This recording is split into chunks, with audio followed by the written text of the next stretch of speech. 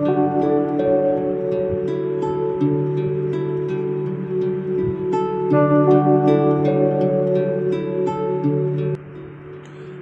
and welcome to Before Exams. Here we help you to prepare for your competitive examinations. Subscribe to our channel so that whenever we post the content about your exam, you get the notification about it.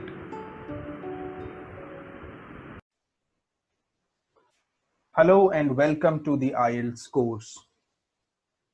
Right now we are doing the IELTS listening section. We have already done many kind of questions. Now this is the map and labeling questions. In this lecture, we'll be learning about the questions in which there will be a map most of the times. Now, most of the times, this type of question is a monologue. I'm sure you remember that a monologue is something wherein only one person speaks.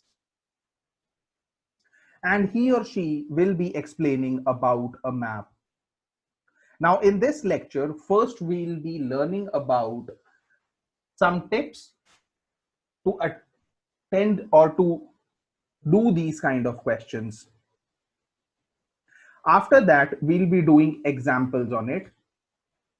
Unlike the other lectures where we did one example for each kind of question, herein we'll be doing two examples because this is a kind of question which will be new for many candidates. So that is why we'll be doing two examples so that you get well versed with the types of questions which are asked in IELTS.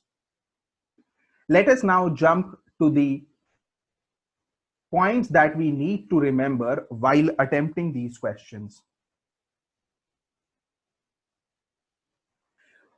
First thing which I always say, read the instructions about the number of words carefully. Always adhere to the word limit.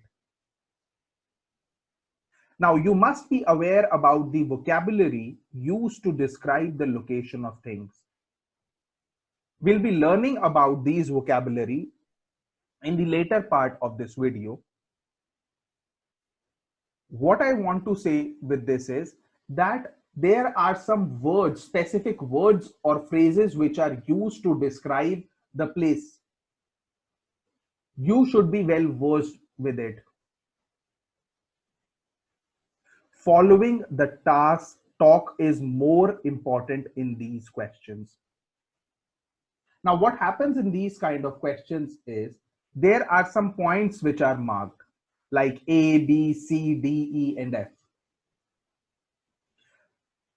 In these kind of questions, the speaker, most of the times, the speaker speaks about the first point, then he or she moves to the second point, then the third point.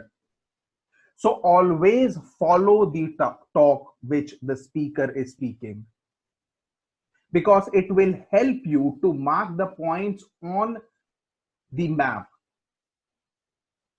If you miss anything, it will really not be beneficial for you, because missing a single piece of information in this type of question can lead to missing of all the information in the audio which will be played, and subsequently all the questions will be missed. So always try to follow the speaker. You will be able to understand it when we'll be doing it in the example. Try to predict the answers. Now, while you will be getting the time to read the questions, always look at the map carefully. This will give you an idea that what the map is about. And many a times it could be the case that you would be able to predict the answer. Try to do that. It will really ease your understanding, and it will really be very useful to figure out the answers.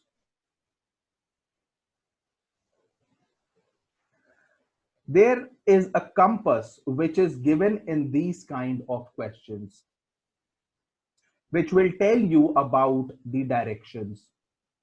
Always have a close look at that compass, because the speaker will be speaking according to those directions. So it is very important to pay attention to the compass which is given in the map. Pay close attention to the map in the time given by IELTS before the audio starts. This is very important. Just like you read the questions in the time given by IELTS, just like that, go ahead and have a closer look at the map. This will help you to figure out the answer while the recording is being played. The information will be in a logical order. Follow the order. That means you have to follow the talk which is given by the speaker, as we have already discussed. As I was telling, that there is a list of vocabulary that you need to be well versed with while attempting these kind of questions. So there are some phrases that we need to be aware about.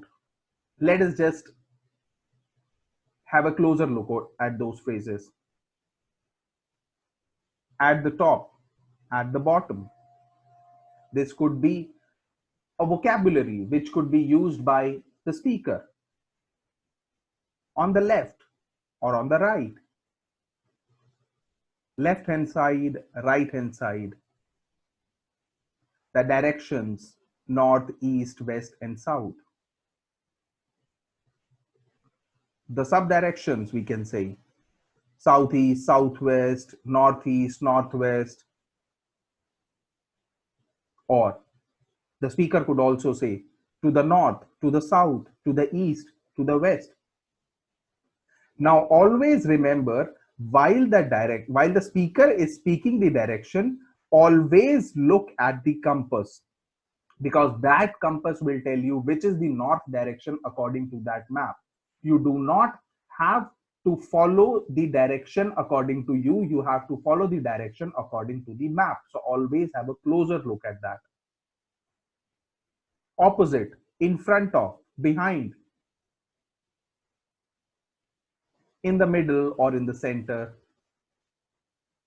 The speaker could also say above, below.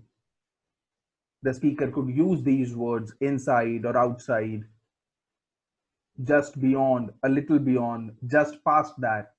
Just past that is a phrase which is frequently used by the speakers. Next to, alongside, adjoining. Again, these next to, alongside, and adjoining are the phrases which are very frequently used by the speakers in the IELTS listening test. Now, this is an example that you need to do. Before starting with this, you have 15 seconds to look at the map, and then a video will follow after that.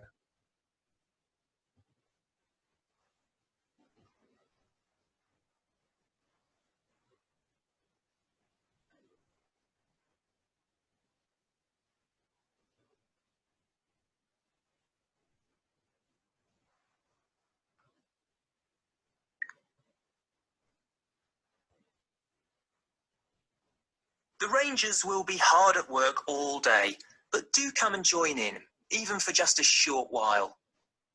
One thing, though, is to make sure you're wearing something that you don't mind getting dirty or torn. And finally, I'd like to tell you about our new wildlife area, Hinchingbrook Park, which will be opened to the public next month. This slide doesn't really indicate how big it is, but anyway, you can see the two gates into the park and the main paths. As you can see, there's a lake in the northwest of the park with a bird hide to the west of it at the end of the path. So it'll be a nice, quiet place for watching the birds on the lake.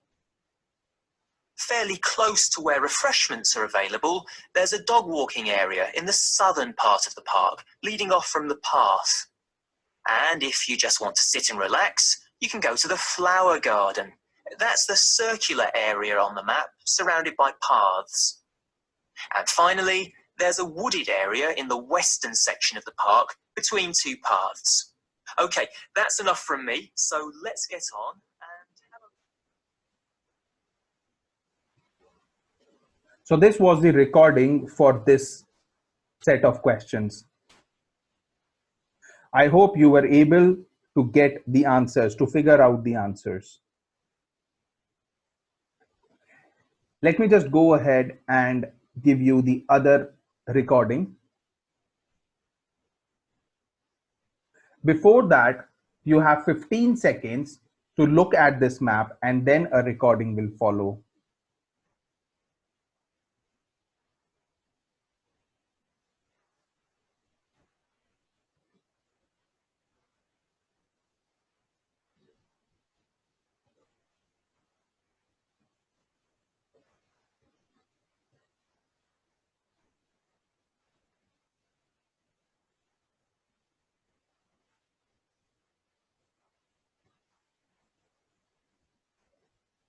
Now, we've also put together a map which we sent out to all the residents in the area.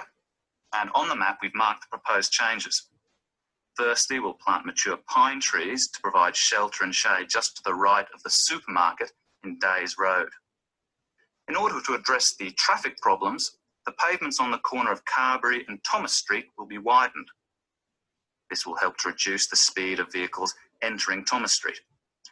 We think it's very important to separate the local residential streets from the main road, so the roadway at the entrance to Thomas Street from Days Road will be painted red. This should mark it more clearly and act as a signal for traffic to slow down. One way of making sure that the pedestrians are safe is to increase signage at the intersections. A Keep Clear sign will be erected at the junction of Evelyn Street and Hill Street to enable traffic to exit at all times. Something we're planning to do to help control the flow of traffic in the area is to install traffic lights halfway down Hill Street where it crosses Days Road. Now, we haven't only thought about the cars and traffic, of course, there's also something for the children. We're going to get school children in the area to research a local story, the life of a local sports hero perhaps.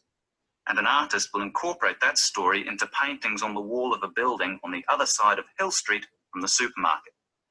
And finally, we've agreed to build a new children's playground, which will be at the other end of Hill Street, close to the intersection with Carberry Street. Wonderful. Now, what's the next stage? Well, the final plan. So this was the recording for this map. If you would have followed the recording, you would have been able to figure out the answers. But if you missed something, you would have noticed that it would have been very difficult for you to figure out the next set of answers.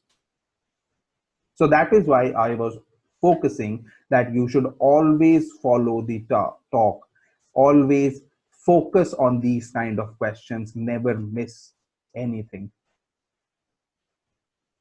Anyways, we'll just go ahead and we'll look at the answers. So these are the answer keys for both the maps. You can go ahead and you can check your answers. This will be it for the map type of questions.